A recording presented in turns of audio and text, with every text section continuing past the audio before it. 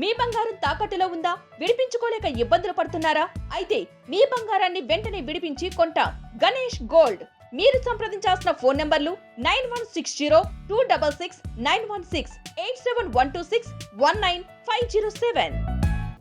మంత్రి ఉత్తమ్ కుమార్ రెడ్డి మీడియాతో మాట్లాడుతున్నారు. లైవ్ లో చూద్దాం. 41,000 crores.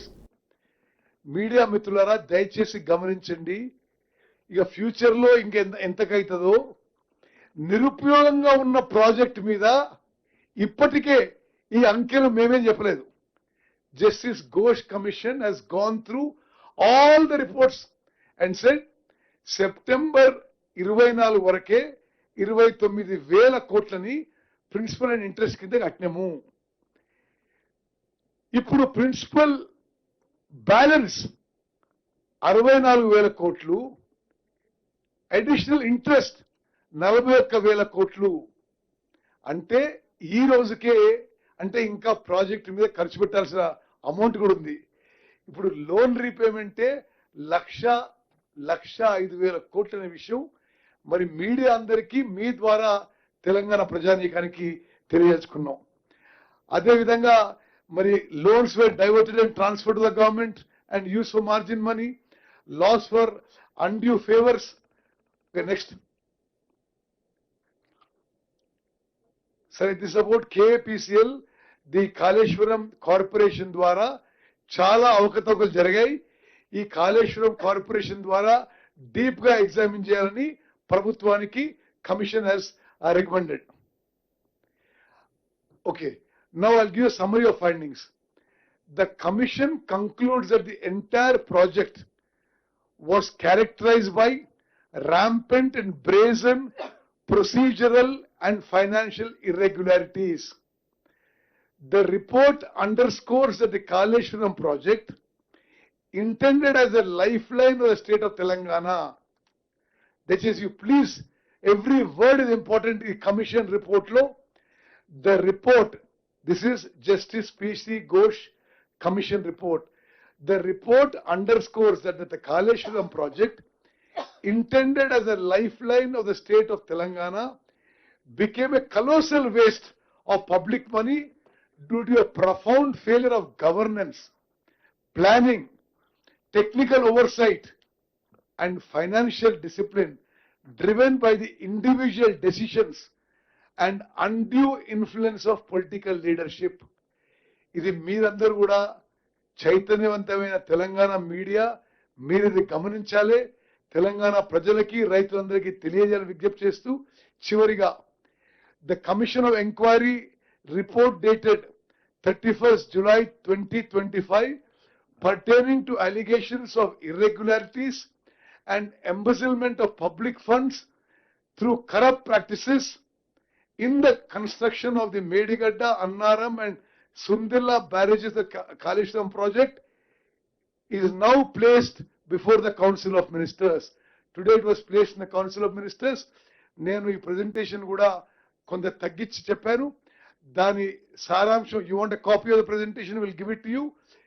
Basically, the decision to shift from Tummadiyatti to Medigadda was wrong.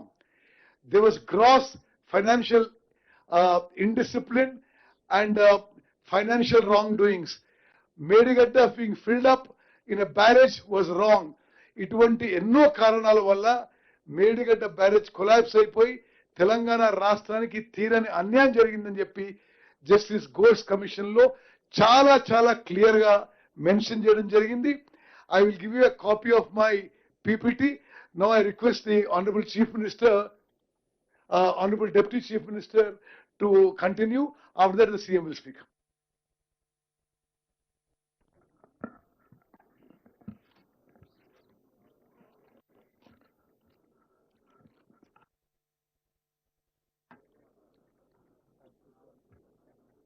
Media మిత్రులందరికీ కూడా ముందుగా నా హృదయపూర్వకమైనటువంటి నమస్కారాలు. గౌరవ ముఖ్యమంత్రిగా శ్రీ రేవంత్ రెడ్డి గారితో పాటు నా తోటి సహచర మంత్రివర్గ సభ్యులు అందరం కలిసి ఈరోజు మీ ముందు భారత సుప్రీంకోర్టు మాజీ న్యాయమూర్తి justice Shri Pinaki Chandrabose commission report Kaleshwaram పైన ఇచ్చినటువంటి అంశాల సంబంధించి వారు ఇచ్చినటువంటి రిపోర్టు సంబంధించిన అంశాలపైన ఇరిగేషన్ శాఖ మంత్రులు ఉత్తమ్ కుమార్ రెడ్డి గారు డీటెయిల్డ్గా మీ అందరికి కూడా స్పష్టంగా పాయింట్ బై పాయింట్ వివరించారు. కొన్ని విషయాలు నేను తెలుగులో మీ దృష్టికి తీసుకురావాలనే ఆలోచనతోనే మీ దృష్టికి తీసుకొస్తా ఉన్నాను. మీ అందరికీ తెలిసిందే 14/3/2024 నాడు జస్టిస్ ఘోష్ కమిషన్ని, ఇండిపెండెంట్ జ్యుడిషియల్ ఎంక్వైరీ కమిషన్ని రాష్ట్ర ప్రభుత్వం నియమించినటువంటి విషయం మీ అందరికీ తెలిసిందే. జల వనరుల కోసమే కొట్లాడి తెచ్చుకున్న తెలంగాణ రాష్ట్రంలో దాదాపు 1,00,000 కోట్ల పైబడి కట్టినటువంటి కాళేశ్వరం మేడిగడ్డ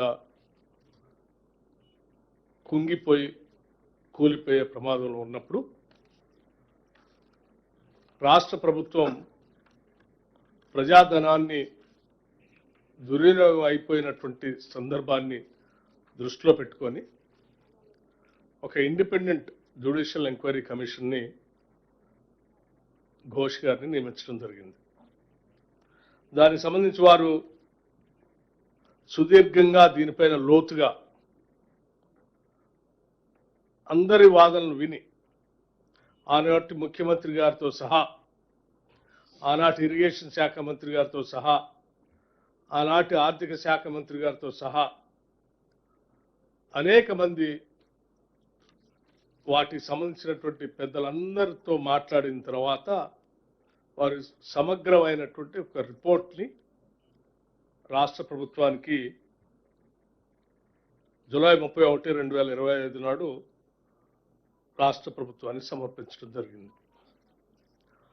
ఆ సమర్పించినటువంటి నివేదిక ఆధారంగా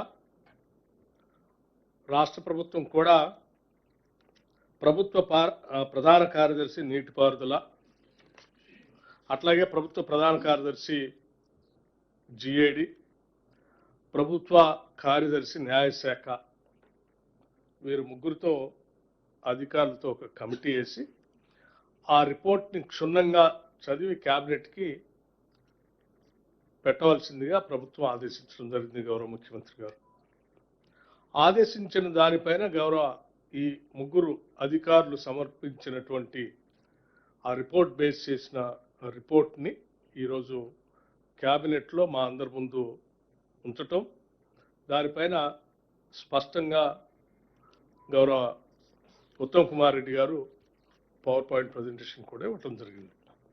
దీని ద్వారా ప్రధానంగా అంటే ఇది మేము చెప్పేటువంటి అంశాలు ఏవి కూడా రాజకీయపరమైన ఆరోపణలు కావు, ఇది ప్రభుత్వపరమైనటువంటి రిపోర్ట్ కూడా కాదు.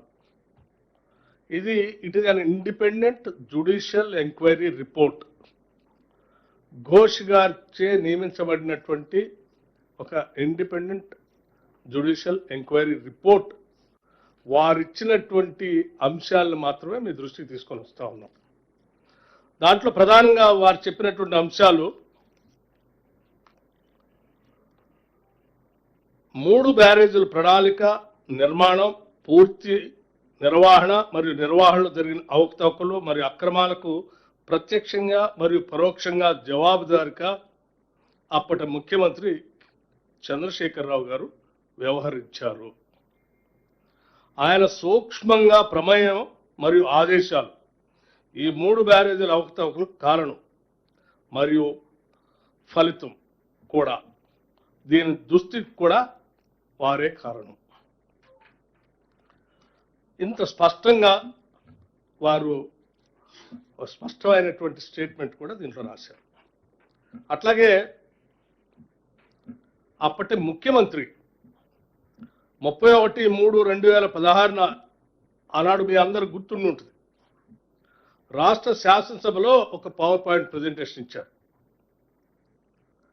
తుమ్మిడిహట్టి దగ్గర నుంచి మేడిగడ్డ దగ్గరికి నేను మార్చడానికి కారణాలు చెప్తూ ఆడ నీళ్లు లేవని, తర్వాత రిటైర్డ్ ఇంజనీర్స్తో కూడినటువంటి ఎక్స్పర్ట్స్ కమిటీ, నిపుణుల కమిటీ సూచనలు పరిగణలో తీసుకొని నేను మేడిగడ్డ దగ్గర మొదలు పెడుతున్నానని చెప్పి శాసనసభలో కూడా వారు చెప్పారని చెప్పటం కాకుండా ఆ చెప్పింది కూడా వాస్తవం కాదు అని చెప్పి చాలా స్పష్టంగా వీరు ఈ జ్యుడిషియల్ రిపోర్ట్లో, కమిషన్ రిపోర్ట్లో స్పష్టంగా చెప్పారు. ఎందుకంటే ఆ రిపోర్ట్ని ఆనాటి ముఖ్యమంత్రి గారు పరిగణలో తీసుకోకుండా ఆయన స్వంత నిర్ణయంగా మాత్రమే నిర్ణయం తీసుకున్నారు. కానీ ఆ ఎక్స్పర్ట్స్ కమిటీ ఇచ్చినటువంటి రిపోర్ట్ ఆధారంగా తీసుకున్న నిర్ణయం కాదని చాలా స్పష్టంగా ఈ కమిషన్ రిపోర్ట్లో కూడా చెప్పారు. అంటే ఆనాడు వారు సొంతగా నిర్ణయం తీసుకోవటమే కాకుండా ఆనాటి శాసనసభను కూడా తప్పుదోవ పట్టించారు. ప్రభుత్వం మరియు అప్పటి ముఖ్యమంత్రిగా శ్రీ కె చంద్రశేఖరరావు మరియు అప్పటి నీటిపారుదల శాఖ మంత్రిగా శ్రీ టి హరీష్ రావు ఉద్దేశపూర్వకంగా నిపుణుల కమిటీ నివేదికను పరిగణించలేదు. అట్లాగే అప్పటి రాష్ట్ర ముఖ్యమంత్రి రాష్ట్ర ప్రయోజనాలకు వ్యతిరేకంగా వ్యవహరించారు మరియు వేల కోట్ల ప్రజాధనంతో నిర్మించిన 3 బ్యారేజీలను రక్షించడానికి నిజాయితీ మరియు మనస్సాక్షి లేని మనసు కలిగిన మనిషిగా ఉన్నారు. అట్లాగే వారు ఇంకా కొన్ని అంశాలు స్పష్టంగా కూడా చెప్పారు. ప్రణాళిక, నిర్మాణం మరియు నిర్వహణలో అప్పటి ముఖ్యమంత్రి ప్రమేయం మరియు సూచనలు అక్రమాలకు కారణం మరియు ఫలితం మరియు ఈ 3 బ్యారేజీలకి ఇబ్బంది. అంటే వారు చేసినటువంటి ప్రణాళిక, నిర్మాణం, నిర్వహణ, అప్పటి ముఖ్యమంత్రి యొక్క ప్రమేయం, వారి సూచనలు, వీటన్ని కారణం ఈ 3 బ్యారేజీలకి ఈరోజు కలిగినటువంటి ఇబ్బంది గల కారణం. అట్లాగే తెలంగాణ రాష్ట్ర ఏర్పడి నుంచి 2/6/2014 1/3/2016 వరకు ఈ 3 బ్యారేజీల నిర్మాణ పరిపాలన అనుమతులు మంజూరు చేసిన తేదీ డాక్టర్ బాబాసాహెబ్ అంబేద్కర్ ప్రాణేత చేవెళ్ల సుజల స్రవంతి ప్రాజెక్టు యొక్క పునర్నిర్మాణంలో భాగంగా కాళేశ్వరం ప్రాజెక్టు భావన దశ నుండి మరియు ఈ 3 బ్యారేజీల నిర్మాణాన్ని చేపట్టడం కేవలం అప్పటి ముఖ్యమంత్రి యొక్క ఏకైక నిర్ణయం అని చాలా స్పష్టంగా చెప్పారు. తుమ్మిడిహట్టి వద్ద నీటి లభ్యత లేదని ఆరోపించడం సరైనది కాదు అని కూడా చెప్పారు. అట్లాగే మరొక ముఖ్యమైనటువంటి అంశం ఏంటంటే మేడిగడ్డ, అన్నారు మరియు సుందెళ్ల వద్ద బ్యారేజీలు నిర్మించాలన్న నిర్ణయం మంత్రి, నీటిపారుదలకు సంబంధించినటువంటి మంత్రి మరియు ముఖ్యమంత్రి యొక్క ఏకైక మరియు వ్యక్తిగత నిర్ణయం తప్ప ఇది ప్రభుత్వానికి సంబంధించిన అధికారిక నిర్ణయం కాదు అని చాలా స్పష్టంగా చెప్పారు. దీంట్లో ఉప ముఖ్యమంత్రి బట్టి విక్రమార్క మాట్లాడుతున్నారు. లైవ్ లో చూద్దాం. అలాగే తెలంగాణ రాష్ట్రానికి జీవనాడిగా ఉద్దేశించబడిన కాళేశ్వరం ప్రాజెక్ట్ వ్యక్తిగత నిర్ణయాలు మరియు రాజకీయ నాయకత్వం యొక్క అనవసర ప్రభావంతో నడిచే పాలన, ప్రణాళిక, సాంకేతిక పర్యవేక్షణ మరియు ఆర్థిక క్రమశిక్షణ యొక్క తీవ్ర వైఫల్యం కారణంగా ప్రజాధనాన్ని భారీగా వృధా చేసిందని నివేదిక నొక్కి చెప్తుంది. ఇటువంటి అనేక రకాలైనటువంటి అంశాలతో ఈరోజు కమిషన్ ఇచ్చినటువంటి రిపోర్ట్ని, కొన్ని ముఖ్యమైనటువంటి అంశాలని ఈరోజు క్యాబినెట్ ముందు ఉంచటం, ఆ క్యాబినెట్ సంబంధించినటువంటి అంశాలన్నీ కూడా ఈరోజు మీ ముందుకు తీసుకుని వచ్చాం. ఇవన్నీ కూడా బహుశా నేను మళ్ళీ మొదట్లో చెప్పినట్టే మరొకసారి స్పష్టంగా, ఇవేవి మా వ్యక్తిగతమైనటువంటి అభిప్రాయాలు కావు, రాజకీయపరమైన ఆరోపణలు అంతకంటే కావు. కేవలం an independent judicial enquiry report పెద్దలు జస్టిస్ శ్రీ పినాకి చంద్రఘోష్ గారు ఇచ్చినటువంటి రిపోర్ట్లో ఉన్నటువంటి అంశాలని మేము ముందు ఉంచాం. దయచేసి వీటన్నిటిని స్పష్టంగా అర్థం చేసుకోవాల్సిందిగా కోరుతాం. Thank you.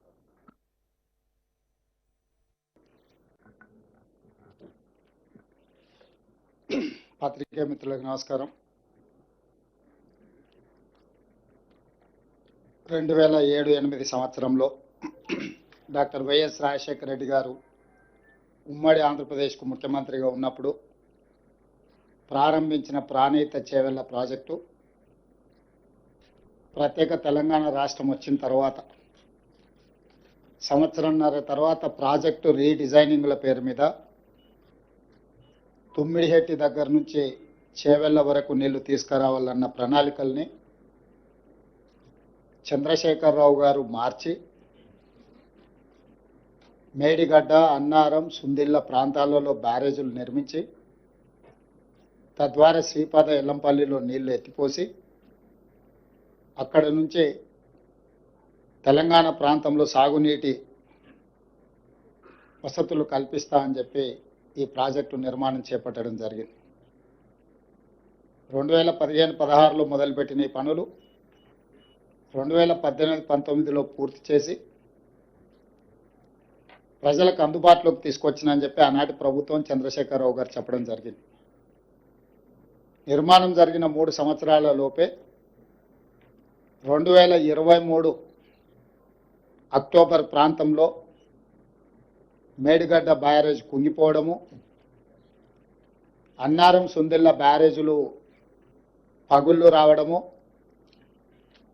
ఆనాడు ప్రాజెక్టులు ప్రమాదంలో పడ్డాయి అని సాంకేతిక నిపుణులు, నేషనల్ డ్యామ్ సేఫ్టీ అథారిటీతో సహా కేంద్ర ప్రభుత్వ రంగ సంస్థలు గుర్తించి వాటి మీద విచారణ చేసి ఆ విచారణ సందర్భంగా ప్రణాళికల లోపం, నిర్మాణ లోపం, నిర్వహణలో లోపం, డిజైనింగ్, కన్స్ట్రక్షన్, ఆపరేషన్ అండ్ మెయింటెనెన్స్లో లోపాలు ఉన్నాయి. దీని మీద పూర్తి స్థాయిలో విచారణ జరగాలని ఆనాడు రాష్ట్ర ప్రభుత్వానికి చంద్రశేఖరరావు గారు ముఖ్యమంత్రిగా ఉన్నప్పుడే నివేదికలు ఇవ్వడం జరిగింది. ఆ సందర్భంలో పిసిసి అధ్యక్షుడిగా నేను, శ్రీ రాహుల్ గాంధీ గారు మేడిగడ్డ బ్యారేజ్ను సందర్శించి మా కాంగ్రెస్ పార్టీ నాయకులు ఆనాడు బట్టి విక్రమార్క గారు, శ్రీధర్ బాబు గారు, ఉత్తమ్ కుమార్ రెడ్డి గారు ఈ ప్రాజెక్టుల పర్యటనలు చేపట్టి ఇందులో లోపభూయిష్టమైన నిర్ణయాలు, అవినీతి, ఆశ్రిత పక్షపాతము, నిర్లక్ష్య వైఖరి, ఎన్నో లోపాలతో కూడుకున్న నిర్ణయాల వల్ల ఈరోజు దాదాపుగా 1,00,000 కోట్ల రూపాయలు పెట్టి నిర్మించిన కాళేశ్వరం ప్రాజెక్టు పూర్తిగా కూలిపోవడం, దీని మీద విచారణకు ఆదేశిస్తాం ప్రభుత్వం అధికారంలోకి రాగానే అని చెప్పడం జరిగింది. ఎన్నికల మేనిఫెస్టోలో కూడా ఈ విషయం స్పష్టంగా జ్యుడిషియల్ ఎంక్వైరీ చేస్తామని ఆనాడు మేనిఫెస్టో కమిటీ చైర్మన్గా శ్రీధర్ బాబు గారి నేతృత్వంలో కాంగ్రెస్ పార్టీ తెలంగాణ ప్రజలకు మాట ఇవ్వడం జరిగింది.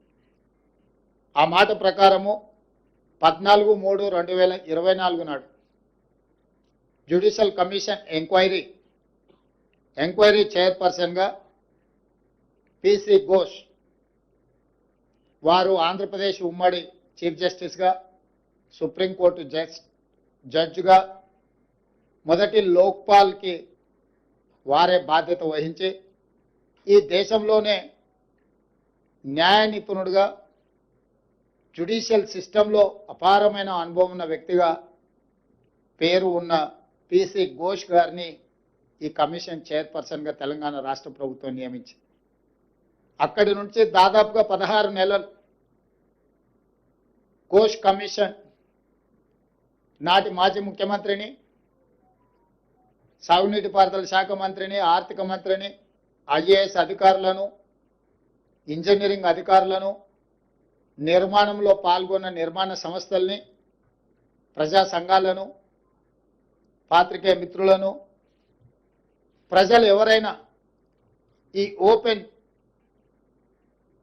విచారణకి ఎవరైనా వచ్చి తమ అభిప్రాయాన్ని చెప్పొచ్చని అందరి నుంచి సమాచారాన్ని సేకరించిన సమాచారం ప్రకారం చంద్రశేఖరరావు గారిని, హరీష్ రావు గారిని, ఈటెల రాజేందర్ గారిని నోటీస్ ఇచ్చి పిలవడం ద్వారా వారిని ప్రశ్నించి వారి ప్రశ్నలకు వాళ్ళు వివరణ ఇచ్చుకోవడానికి, వాళ్ళు తీసుకున్న నిర్ణయాలకు గల కారణాలను, వారు అందించిన సమాచారాన్ని అన్నిటిని కూడా వారు విశ్లేషించడం జరిగింది. విశ్లేషించిన తర్వాత 16 నెలల తర్వాత మొన్న 31 తారీఖు నాడు 665 పేజీల సుదీర్ఘమైన నివేదికను తెలంగాణ రాష్ట్ర ప్రభుత్వానికి పీసీ ఘోష్ కమిషన్ అందించడం జరిగింది. ఆ నివేదికను పూర్తి స్థాయిలో విశ్లేషించి సంక్షిప్తంగా ఒక నివేదిక ఇవ్వడానికి irrigation secretary, law secretary, GID సెక్రటరీతో 3 అధికారులతో ఒక కమిటీని నియమించి ఆ కమిటీ నివేదికను మంత్రివర్గ సమావేశంలో మంత్రులందరూ కూడా వివరించడం జరిగింది. ఇదే కాకుండా 665 పేజీల కమిషన్ నివేదికను ఈరోజు మంత్రివర్గంలో ప్రవేశపెట్టి దాన్ని మంత్రివర్గ ఆమోదం కూడా చేయడం జరిగింది. వాటికి సంబంధించిన సమాచారాన్ని పూర్తి స్థాయిలో మీడియా మిత్రులకు చెప్పాలని మంత్రివర్గ సహచరులందరితోని పత్రికా సమావేశాన్ని ఏర్పాటు చేసి అందులో ఉన్న ప్రధానమైన అంశాలను అన్నిటిని కూడా సాగునీటి పారుదల శాఖ మంత్రివర్యులు ఉత్తమ్ కుమార్ రెడ్డి గారు మీకు సుదీర్ఘంగా వివరించారు. అదేవిధంగా ఆర్థిక మంత్రి, ఉప ముఖ్యమంత్రి భట్టి విక్రమార్క గారు అందులో ఉన్న చాలా విషయాలను మీకు తెలియజేయడానికి ప్రయత్నం చేసింది. వీటి నేపథ్యంలో ఊరు మార్చి, పేరు మార్చి, అంచనాలు మార్చి, అవినీతికి పాల్పడి అక్రమాలకు పునాదులు వేసి నిర్మించిన కాళేశ్వరం ప్రాజెక్టు ఈరోజు కూలిపోయింది. స్పష్టంగా కమిషన్ ఇందులో ఈ వివరాలన్నిటినీ పొందుపరిచింది. దానికి సంబంధించిన ప్రజాప్రతినిధులు, ఐఏఎస్ అధికారులు, ఇంజనీరింగ్ నిపుణులు, నిర్మాణ సంస్థలకు సంబంధించి పూర్తి వివరాలను విశ్లేషణాత్మకంగా వారు రిపోర్ట్ ఇవ్వడం జరిగింది. ఈ నివేదికను ఈరోజు మంత్రివర్గంలో ఆమోదించడమే కాకుండా రాబోయే రోజుల్లో శాసనసభలో ప్రవేశపెట్టి అన్ని రాజకీయ పక్షాలకు వారి అభిప్రాయాన్ని చెప్పే అవకాశం కల్పించి, including leader of opposition the then chief minister Chandrashekar Rao garu, ఆనాటి సాగునీటి పారుదల మంత్రులు, ఇతర మంత్రులందరూ కూడా ఆనాటి మంత్రివర్గంలో ఉన్న వాళ్ళందరూ కూడా వాళ్ళ అభిప్రాయాలు చెప్పడమే కాకుండా చట్టసభలలో, శాసనసభలో కావచ్చు, శాసన మండలిలో కావచ్చు, ప్రజాప్రతినిధులు స్పష్టంగా ఈ నివేదిక పట్ల ఒక అవగాహన తెచ్చుకోవడమే కాకుండా వాళ్ళ అభిప్రాయాలను స్వేచ్ఛగా చెప్పడానికి అవకాశం కల్పించాలని ఈరోజు మంత్రివర్గ సమావేశంలో మేము నిర్ణయం తీసుకున్నాం. అందుకే ఈ 665 పేజీల నివేదికను తొందరలోనే శాసనసభ, శాసన మండలి సమావేశాలను ఏర్పాటు చేసి అక్కడ ఈ నివేదికను ప్రవేశపెట్టి అందరి అభిప్రాయాలు పరిగణలోకి తీసుకున్న తర్వాత భవిష్యత్ కార్యాచరణను, కమిషన్ సూచించిన సూచనలను అమలు చేయడానికి ప్రభుత్వం ముందుకు వెళ్తుంది. ఎవరది? అవునా, న్యాచురల్ కదా, వాళ్ళు అదే విధంగా మాట్లాడతారు కదా, వేరే రకంగా ఎందుకు మాట్లాడతారు? ఒకవేళ అదే అయితే ఆ కమిషన్ ముందుకు వెళ్ళి వాళ్ళు ఎందుకు సమాచారం ఇచ్చిండ్రు, వాళ్ళు ఎందుకు వాదనలు వినిపించిండ్రు? తమకు అనుకూలంగా ఉంటే ఒక రకంగా, తమ తప్పులను ప్రశ్నిస్తే ఇంకొక రకంగా మాట్లాడడం అనేది మొదటి నుంచి వాళ్ళకున్న అలవాటు. ఈరోజు మేము కమిషన్ని వాళ్ళు తప్పుపడుతుండ్రు. ఇంతకుముందు భట్టి విక్రమార్క గారు స్పష్టంగా చెప్పారు, ఇది ఒక రాజకీయ పార్టీ నివేదికను, రాష్ట్ర ప్రభుత్వ నివేదిక కాదు, independent judicial enquiry report headed by Pinaki Chandra Ghosh, eminent personality. He headed as a Supreme Court judge, Lokpal chairperson, ఇలాంటి ప్రధానమైన బాధ్యతలు నిర్వహించిన వ్యక్తి 16 నెలలు అందరికి అవకాశం ఇచ్చి వాళ్ళు